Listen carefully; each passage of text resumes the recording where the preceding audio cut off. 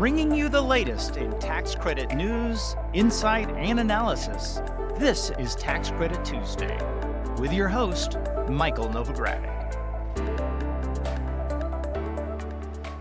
Hello, I'm Michael Novogradac, and this is Tax Credit Tuesday. This is the March 18th, 2025 episode. As our audience on YouTube can see, my guest this week is Tony Grappone, a partner in our Andover office. Tony is one of Novogradac's leading experts in renewable energy tax credits. Today, we're going to be discussing a very timely topic, given that we're in the midst of tax season, which makes me especially grateful that Tony could break away to be on the podcast this week. Our topic today is tips for developers, syndicators, and investors who are responsible for reviewing and approving third-party prepared tax returns. And hopefully, those third-party prepared tax returns are prepared by a Novogradac professional. Now, certain pitfalls you want to avoid will also be discussed. The range of areas that we're going to cover are comparing tax return draft results to key documents. We're going to focus on certain federal and state income tax differences, the potential for state tax payments, as well as issues around allocating losses and income over the course of a multi-year partnership. And we have a lot to cover today. So if you're ready, let's get started. Tony, welcome back to Tax Credit Tuesday. Thanks, Mike. Yes, our regular audience members know that you're on the podcast every month or so for our Renewable Energy Tax Credit Finance series. And they're certainly familiar, the regular members of our audience, with your areas of expertise. However, I'm hopeful that we have at least a handful of folks who are newer to the podcast. So for them, please describe a service or some of the services you provide to Novogradac clients that you think you want to highlight for this episode. Great. Thanks, Mike. As always, love doing the podcast with you. So today, this month's topic has to do with reviewing tax returns that have probably been drafted, but the users are evaluating whether or not they're comfortable with the results. And so every March, a lot of different industry participants reach out to me and they say, I'm trying to review this return. I'm not a tax accountant. Do you have any tips for me on how I can sort of read or analyze or review the tax return to see if I'm comfortable with the results? And so I thought maybe we could put together a podcast here with a lot of these tips and tricks, and that way it can get, sent out to the broader industry.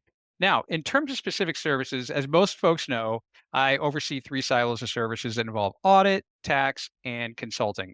As far as services that I'd like to highlight for this episode, I would like to draw attention to financial forecasts or projections, as well as cost segregation services. And I'll even toss out a third, which I don't provide, but my partner David Boyster provides, which has to do with appraisals or valuations. Great. Thank you for that. And then obviously also preparing tax returns.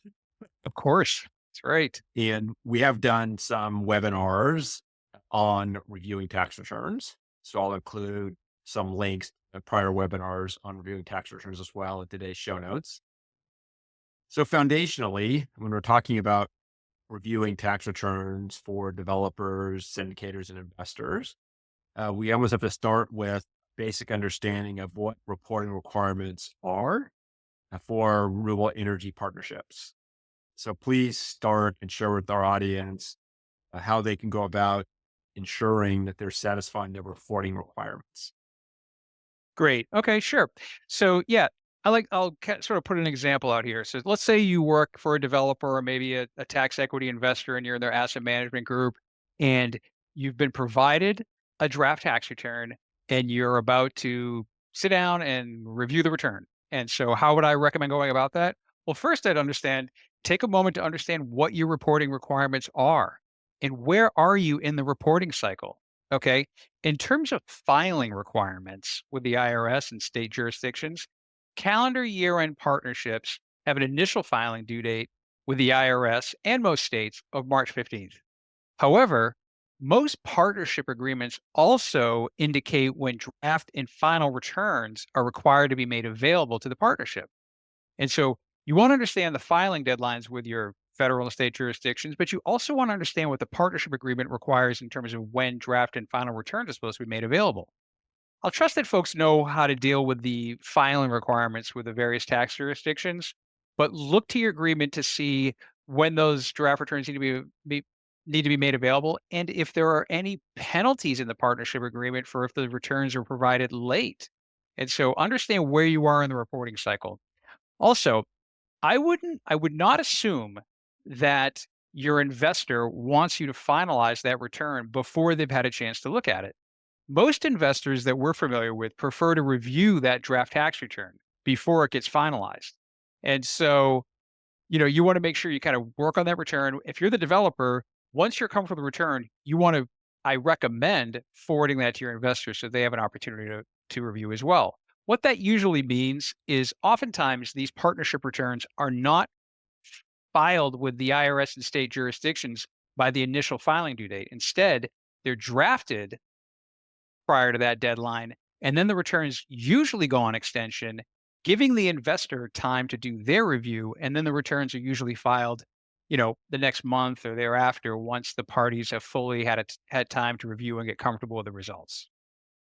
Thank you for that about the importance of investor and or syndicator desire to review. And it's good for all parties. The more folks you can have reviewing your return, the better to try to identify any issues.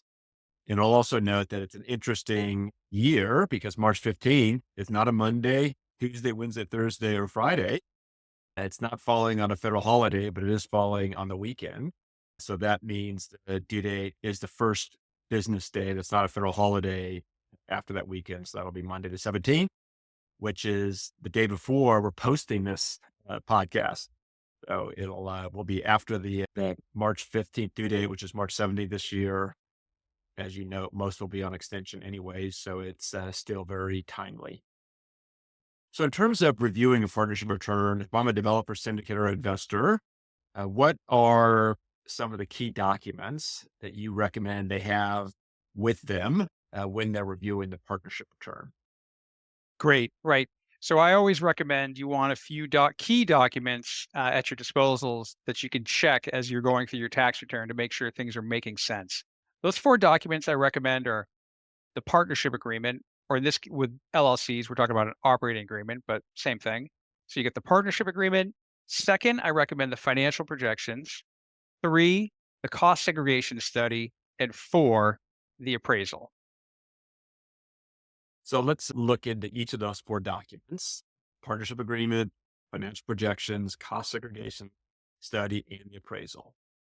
Excellent. I could start to suggest my thoughts on what the key points are with respect to each of those four, but I agree 100% with those four. Maybe why don't you start with the partnership agreement and just, there's so many parts of the partnership agreement, financial projection, cost segregation study, and appraisal to compare that we're not going to be able to discuss all the different points that you should be comparing. But if you could share some of the key highlights on each of the documents and what one should be looking at from that document to the return that they see has been prepared. Yeah, exactly. These partnership agreements can be long, and where do you focus your time and attention? So when it comes to the partnership agreement, I would say first and foremost, you want to compare the names of the partners. Now I'm thinking like a first year return. You want to go to the operating agreement. You want to go to the list of partners, make sure you get the right names. And you also want to make sure you get the correct ownership percentages in the partnership agreement that tie to the tax return. This is particularly important in year one, as well as year six if it's an ITC deal, or year 11 if it's a PTC transaction. For partnerships that report ITCs that are now in, say, year six, this can be also important because you want to check to see if the ownership flip has already taken place before year end. And if it has, you also want to investigate whether or not a call option has been exercised. So you get sort of like a few points there. You got year one is absolutely critical because you're getting things up and running. You want to get off to a good start. Year six is also very important for ITC transactions because there may have been a flip that's taken place. So you want to make sure you have that reflected correctly. And then even during the years like 2 through 4, sometimes these partnerships do have ownership changes contemplated. So I'd caution people against just assuming that, okay, they're 99-1 partner, it's a 99-1 partnership in year one, and it just stays that way all throughout. You can have situations where there are sort of flips even in the mid years, like 2, 3, and 4, where it might go from 99% in year one to say 67% in years 2, 3, and 4, and then or 5, and then kind of flip down to say 5% in year 6. You can also have situations where the flip goes out beyond year 7 or whatever. So you just want to make sure you're looking at that partnership agreement every year and making sure the ownership percentage is tied to the tax return. Same concept for PTCs, you just got a longer tax credit period. So, adjust my comments based on the tax credit length period. Next, now I'm going to focus on year one, where I'm talking about like in the context of an ITC transaction. Next, I would look at the eligible basis in the projections. Let me actually interject here because let's go through Please. this partnership agreement, then financial projections, then cost segregation study, then the appraisal. And I would just Great. say with the partnership agreement, I would just layer in there in that sort of year one. And really, even before year one of a placement in service, even when you initially sign the transaction, it's good to have a synopsis of the partnership agreement. And then each year have the partnership agreement there and what you think the key points are along the life cycle of investment. So every year, you're not necessarily going through the partnership agreement and reviewing it in detail to refresh your memory. You kind of predetermined what those list of key points are over the life cycle as a good reminder. You still should read the partnership agreement every year, but you've got that at the top. And it's something that every time you review it, there'll probably be one or two things you add to the list, just as a kind of benefit and leverage off the work you do every year. But please go on to financial projections. Yeah, and I love that. That's like a really good best practice recommendation. So thanks for sharing that. So now, as far as all right, so let's say you've looked at the partnership agreement, you've compared the key terms to the return. Now you want to move on to say the financial projections. You want to read the projections and see what's listed in there as far as the ITC eligible basis. And then I would also compare the ITC eligible basis per the projections to what's listed in the cost segregation and even the appraisal. Yes. When these transactions go through their final due diligence, the intent is that the eligible basis and the projections, cost seg, and appraisal will all tie. Okay. So you want to see that symmetry there. And then once you're comfortable with that, you want to compare the eligible basis from the projections to the tax return. And hopefully you're seeing some real strong sort of similarities there if things are going according to plan. If you're not seeing consistency there, then that's a trigger that you want to sort of investigate and understand the variances. Other things you want to do with the projection, you want to observe the tax credit percentage used in the projections. Are there adders involved? Is it a 30% ITC or 40 or 50, right? That type of thing. And then look at the actual amount of the credits. So the eligible basis, credit percentage, tax credits from the projections, compare all that information to the tax return. Let's make sure things are working consistently. Next, with respect to now that you've kind of looked at the tax credits and the eligible basis, now I recommend looking at your depreciable basis and your depreciation methods.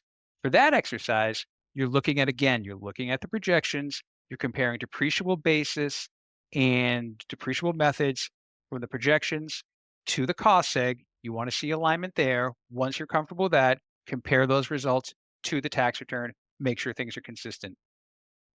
Especially, and then also you want to make sure, another thing you want to make sure is, again, on ITC transactions, there's an ITC basis reduction that needs to get accounted for.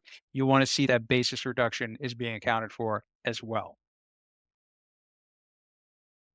So that's the financial projections. You mentioned the cost segregation and the appraisal. Are there other, beyond looking at the cost segregation and appraisal and confirming or reconfirming that they're consistently reflected in the financial projections, or anything else you would look at specifically in the cost segregation of your appraisal? So the cost segregation is very helpful because it can sort of tell you, it'll usually break out your depreciable basis per facility. So if you've got a partnership that has multiple facilities, you can see what the depreciable basis is and eligible basis per facility. It'll also tell you how much the amortizable basis is. It'll indicate if there's any syndication costs or other sort of non-depreciable costs as well that you should be on the lookout for. And so the cost segregation kind of give you a really full picture as to all the capitalized costs of the partnership and how those should be accounted for, depreciated, amortized, et cetera. The appraisal doesn't necessarily go into the depreciation aspects as much, but the appraisal will indicate what they believe the fair market value of the facility is. And so I like to look at the appraisals, see what the fair value is, and I like to compare that to the tax return to see if that raises any concerns on my end. I also some appraisals, many appraisals in the renewable energy industry will also give some indication as far as what they think the ITC eligible basis is too.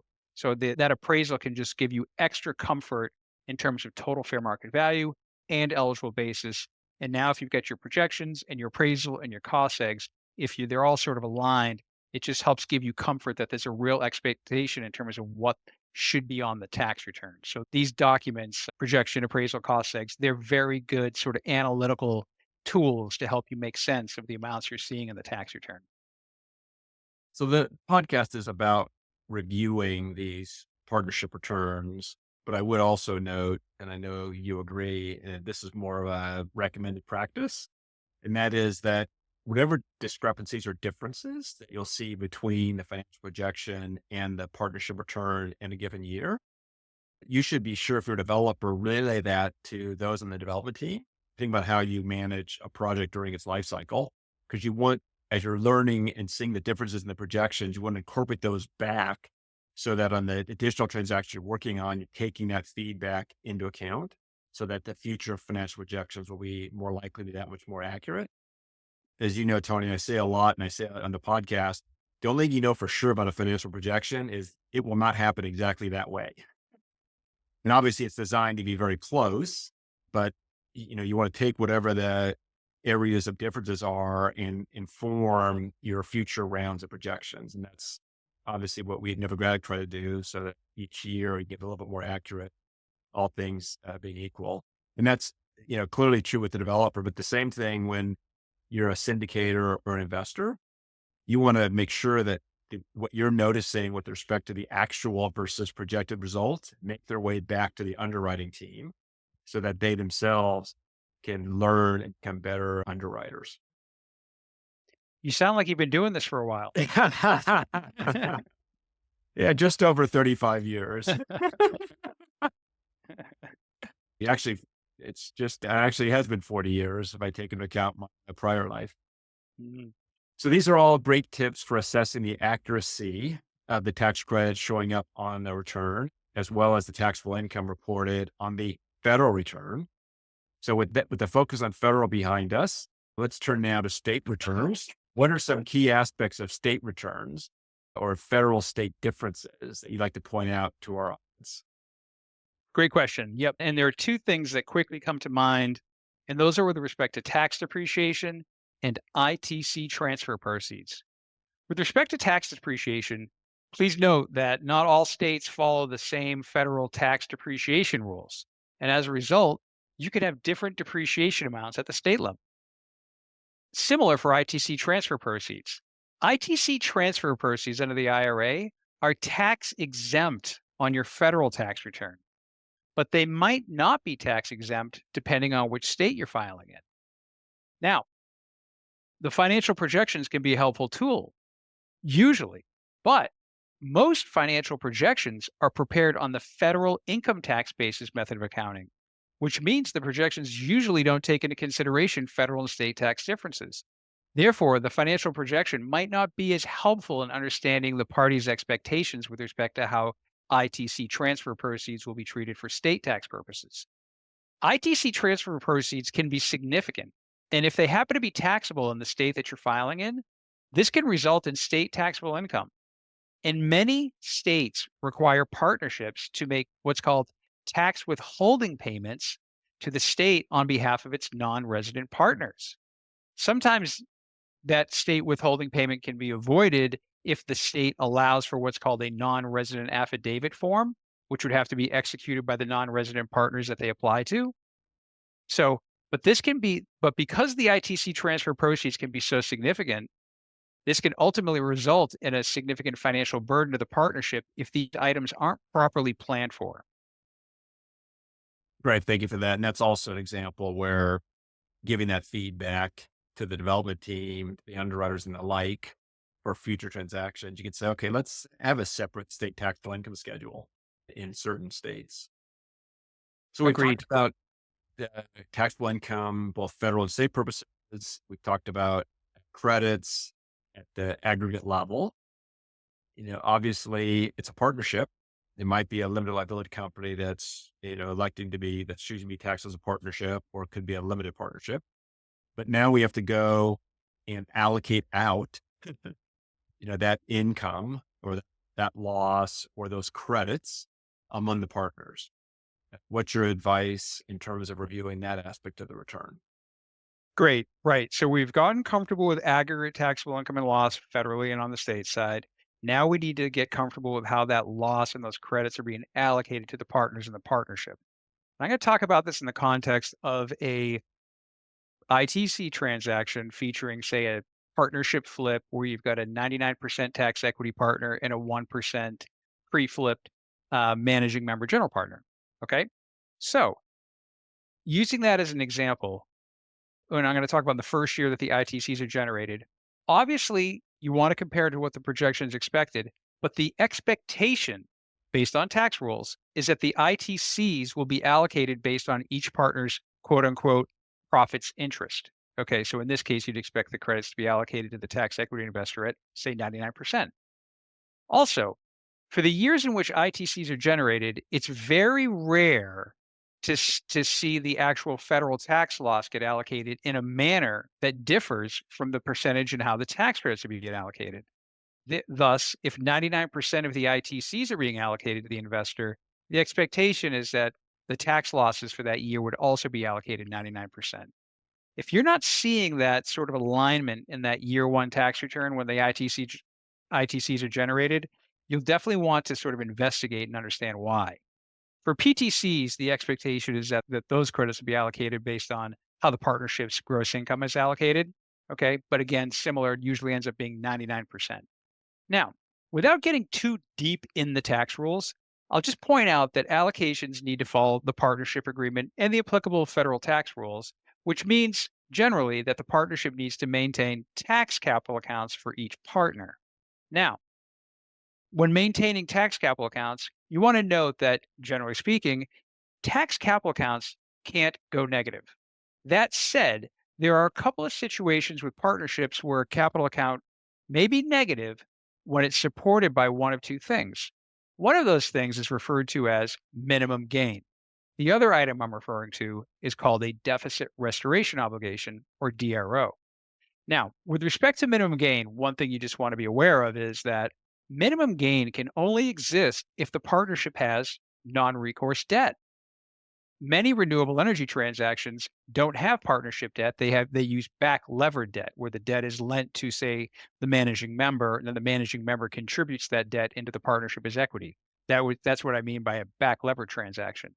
In order to have minimum gain, the actual partnership has to have the non-recourse debt, not a back levered loan. So for back levered structures, you won't ever have minimum gain, but you still could have a DRO. And DROs are somewhat common in ITC transactions, especially in year one when the ITCs are generated in a situation where the investor has made their final capital contribution before year end. And so that deficit restoration obligation can be used to support a negative tax capital account. But for those situations, min, gain, or DRO, your tax capital accounts aren't supposed to go negative. So thank you for that. Let's dig a little bit deeper there, because as you noted, the default is 99% to the investor, 1% to the managing member or general partner, partnership. But that's not always the case. Year one, as you noted, you're generally structuring to ensure that's the case in year one. But in later years, it might be that you're not 99 in one. So please explain to the audience the conditions that drive that and what it means for the partnership as a whole. Great. Yeah. So let's imagine, right? So you can sort of visualize this pretty easily. These renewable energy, and again, we're keeping it sort of in the context of an ITC transaction, but typically with ITC transactions, what we've observed is usually the tax equity investors' equity in the deal finances between 30 and 40% of total capital needs. Now, most people also know that renewable energy transactions, or the property used in these the depreciation attributable to these renewable energy facilities, most of that gets depreciated over a very accelerated 5-year period of time. And so you can have these like significant tax losses in years 1 through 5. Now, if the tax equity investor has a 99% pre-flipped interest in the partnership and they're being allocated 99% of those losses, but yet their capital account is only equal to say 30 to 40% of total capital needs of the partnership, you can probably imagine how their capital account is going to get sort of reduced to zero pretty quickly. And that's what you see in reality. So once that partnership's capital account goes to zero, and if the partnership doesn't have any minimum gain and the partner hasn't agreed to a deficit restoration obligation, then the rest of that partnership's tax loss needs to be reallocated to another partner in the partnership who does have sufficient capital to withstand that loss allocation. And that other partner is obviously the 1% general partner. This is common in ITC partnerships. Once the partnership gets out to, say, year 3 and beyond, what you see there is the investor's capital account has reached zero. They no longer have a DRO or min gain. And as a result, the remaining losses in those years, it's very common to see those losses actually get reallocated to the managing member. It's in what in the long and at the end, so at the end of the day, the result is you'll see that investor get allocated, say, 99% of year one's loss, year two loss, sometimes year three as well, and then either year three and then definitely years 4 and 5, you'll start to see those 99% loss allocations sort of change and result in sort of disproportionate loss allocations between the partners. And then what ends up happening when you've fully depreciated the asset and you stop having losses and then having Right. So by the somewhere around year 6, because again, most of the assets are depreciated over say 5 years. So by the time you get to year 6, the partnership is now it's no longer generating a net federal tax loss. Now you're generating net federal taxable positive taxable income. And if the partners, if you're in that now when you're in that post flip period, now once you're in year 6, you're usually in that sort of post flip period. Now the investor's interest has gone from 99% down to say 5%, which is what we see most often. And now that investor is being allocated, say 5% of the partnership's taxable income, the sponsors being allocated, the remaining 95. Oftentimes the way these transactions are structured though is once that flip period occurs, there's usually a call option that follows that flip, and then during that call option period, the managing member has the option to buy out the investor's interest at that time. So we've talked about the calculation of taxable income or loss and loss of credits. We've talked about the related partnership allocations among the members of the partnership. What other area or areas would you recommend the audience do consideration to? Great. So at this point, you feel like you've got a correct partnership return and you want to finalize. We work with a lot of developers that if they're doing their first tax equity partnership transaction, so the developer doesn't really have experience with these investors, the tendency for the developer is to think that as soon as they're comfortable with the return, finalize it and file it. They sort of make the assumption that the investor won't want to go on extension. Extensions, in their mind, is sort of like a negative. And so the developer gets comfortable with the return and they'll say, Novogradac or Tony, I approve the return, finalize it. And usually I'll say, okay, that's great. We can do that. But, in my personal recommendation would be, why don't you share that return with your investor? Get them to look at it first. At least give them an opportunity to see if they want to review or comment on it before you finalize it. I know I mentioned this earlier, but I just want to stress it one more time. And then you've given the investor that opportunity to comment, even if they don't have comments or questions that lead to any changes, what I have found is that if you don't give them that opportunity, sometimes they can feel somewhat annoyed that they didn't have a chance to actually look at it or at least comment on it before it was finalized. And I would just say, as a matter of courtesy and good practice, you want to give the investor a chance to look at the return so that they themselves are saying, we agree with you, as opposed to not giving them the opportunity to agree with you. Because if there ends up being a disagreements later about what should have happened in that return, which obviously, because of all the things you discussed already in terms of reviewing it, the chance of that happening go down dramatically. You still want to know that they had a chance to review it and didn't make any changes. There's a lot that we've covered, and I know we could cover a lot more, but we don't have time. I'll give you a chance to share any final tips. Great. Thank you. All right. So Look, the Inflation Reduction Act has led to several different tax credit adders that people are familiar with. You got the energy community adder, you've got the domestic content adder, and so forth. Some of these adders require additional information to be submitted with the tax return. So you want to kind of understand if it's a PWA issue, a prevailing wage and apprentice issue, or a domestic content issue, or an energy community issue. You kind of want to understand the requirements of each of these adders and what needs to be attached to your return. So just quickly, several of these adders require a signed declaration statement be provided with a return. And sometimes those, depending on the adder, the signed declaration needs to include other information about the adder and the qualifications. And so one thing that we're seeing is some clients aren't, they're not familiar with that information. They come to us, they say, we want to go ahead and finalize the return and submit it. And then we'll say, okay, fine. Can you provide us with the signed declaration? They're not aware of the information contained in there. Sometimes they have to chase down other details, et cetera. So I just want to give folks a heads up that if you're taking advantage of some of these adders or even the prevailing wage and apprenticeship boost, you want to just understand what information needs to go into that signed declaration. Obviously, we can help you with that. So feel free to reach out to us and we can help guide you there. So thank you for that, Tony. And thank you again for being on the podcast today. You've shared a lot of very useful information. As I noted many times in the course of this podcast, there's a lot more that you could share if we had more than a single podcast episode. To our audience members, I do encourage you to reach out to Tony with any questions you might have.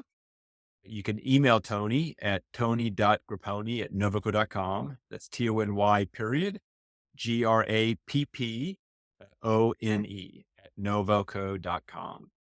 And if you're not in a place where you can write that down right now, I'll include his contact information in today's show notes. I also encourage our audience to check out the rest of our renewable energy tax credit finance series. Find it at novoco.com/podcast, as well as on Apple Podcasts, Spotify, and YouTube. And I will also note that on YouTube, we have a dedicated playlist for our renewable energy series episodes. Makes it a very easy binge watch. So if you've not seen some of the earlier episodes, I encourage you to binge watch it.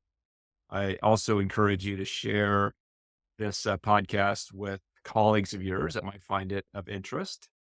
I know some clients, if someone new starts at the firm, one of the first things they'll say is go binge watch this renewable energy series, or on the LIHTC side, their LIHTC series and the like. And as I say every week, if you have ideas or suggestions for future episodes, please email us at cpas@novoco.com, cpas@novoco.com, NOVOCO period CO. Now, I'd like to turn to our off mic section, a fun segment where we acknowledge industry colleagues with certain shout outs. Tony, who is your industry shout out this week? Great. So this week, I'd like to give a shout out to the tax attorneys we work with, but one in particular. This week, I'd like to draw attention to Forrest Milder, who is a tax attorney with Nixon Peabody. He has been working in the tax return industry for decades, and he is a sort of like a very trusted colleague. He's a fantastic collaborator. Forrest is one of these professionals where if I ever feel like I need to sort of like bat around an issue on some sort of nuanced tax matter, Forrest is great about making himself available for those types of discussions. Just recently, it was very late at night, and I was working on something, and I shot Forrest a text and said, "Hey, can I give you a buzz?" And like as always, he wrote right back and said, "Sure, give me a call." And after that, I thought I got to give Forrest a shout out. He more than deserves it. So that my shout out goes to Forrest Milder. So I'll echo your shout out. And this shout is actually a first, because Forrest has received a prior shout out for all the work that he's done with the historic tax credit.